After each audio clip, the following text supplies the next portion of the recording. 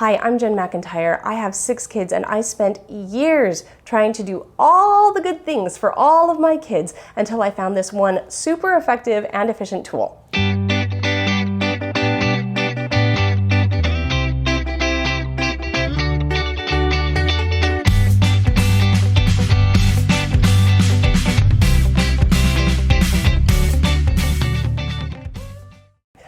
When it comes to nurturing our kids, we want to provide everything, every opportunity, every possible challenge that they need to be able to rise up to the next level, every moment of nurturing and comforting. We want to provide everything for our kids. And I at least spent a lot of my life trying to provide every single thing for every single kid, which meant every good thing I've ever heard of, I want to do all of that every single week. And I was going crazy. It was really, really hard. I was trying to fit it all in and it was making me a crazy person. I was doing about 1 million ineffective things, hoping that when you added it all together, it would be enough.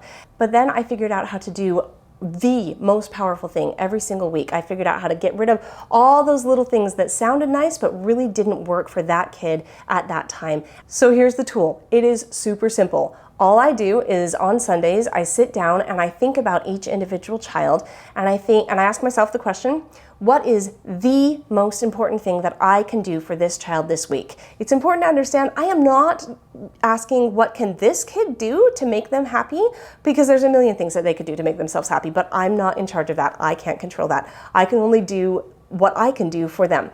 And I can't do everything either. There's only a limited amount of time and energy that I have. So I want to really narrow it down and say the most potent thing that I can do for this kid this week. And here's the thing. I don't know what that's going to be. I don't know what challenges they're about to face. I don't know what they need to be preparing for. I don't know. But God does. And so when I partner with God, and when you partner with God and you just think and ponder and pray and say, what is the most important thing I can do for this kid this week? Ideas will start flooding into your head and you will start thinking, oh, that's right. I have been having this idea about this kid for a while. I think maybe that is a prompting. Maybe I should be doing that one thing. Or, oh, that is a good idea. I hadn't considered doing that, but it sort of popped into my head and I think I'll do that.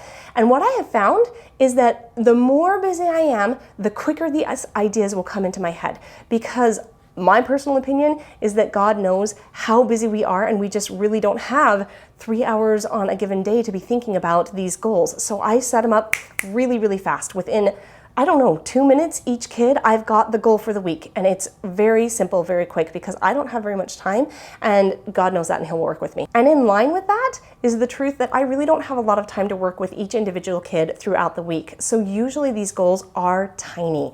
Some of the goals that I've had through the years are when I had a little baby or several little babies and I was changing diapers all the time, I felt like I needed to make eye contact and smile and talk to this baby while I changed his diaper. And it was a really simple thing and I was there anyway, changing the diaper. I had to be there, but it was just a change where no longer was it transactional. Instead, I was able to really focus and say, you are super important and I want to see you and really connect with you. And that's a baby, you know? A lot of times I would think, the babies are fine, I only need to work on the older kids, but everybody needs to be connected with, whatever age they are. And so that was a really simple thing that I felt I needed to do for that child. Another goal that I remember having in the past was one child needed more hugs.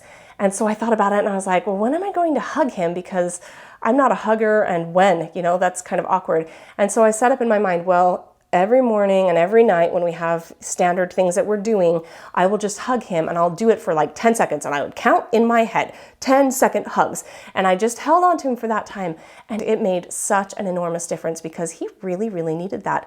And although I felt when it was time to write the goal that he needed it, I didn't understand how deep that need was until I met it. And then I was able to look back and say, wow, I'm so glad that I took the time to ask and that I took the time to do it, because it made such a big difference in his life.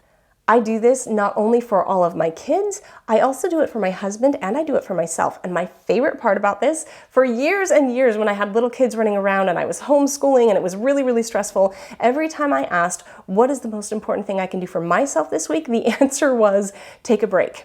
Take a nap, have some downtime, build into your day some downtime, and I loved that. It was like permission to relax, and it certainly was an absolute need for me at that point. I don't get that answer anymore. Now there's a lot more. You need to work on other things to improve yourself, but during that time, there was a lot of grace that I received in setting these goals for myself that I just felt like I could take a break and that was okay. In fact, that was needed. It was the most important thing that I could do for myself. Once I know what I should be doing, I will put it on the calendar. If it's like a one-time thing, you need to go to the park this week, then I'll write, oh, Tuesday, we're gonna go to the park. Or I will stick it on my day timer if it's something I need to do every day. Be sure that you hug this kid. So I'm sure that it's happening and not just once a week. I'm like, oh yeah, I know what I need to do, but I actually turn it into action. I will put it wherever I'm planning something, I'll write it down there. And after that, you just watch as miracles happen. Sometimes it happens immediately and you see how powerful that one action was in that moment. And sometimes it takes a couple of years, but I have looked back over the years and said, I am so grateful that I took the time in that moment to nurture that relationship, because even though I couldn't see the payout right then, years later, they will talk to me and they will work with me on things that are hard for them. I know that the time that I took years before to connect with them and to meet their needs really led to that moment where they're able to connect with me later on. Taking the time to set a goal for what is the most important thing to spend your time on for each individual kid is so effective and so efficient, so you don't waste your time doing lots and lots of things that really don't matter. I hope this helps. I hope that you have a really wonderful week with your kids and that you're able to grow in your relationship with them. Thank you. Choose to subscribe if you like these videos, or share them if you think it might be helpful to other people. Thanks. Bye.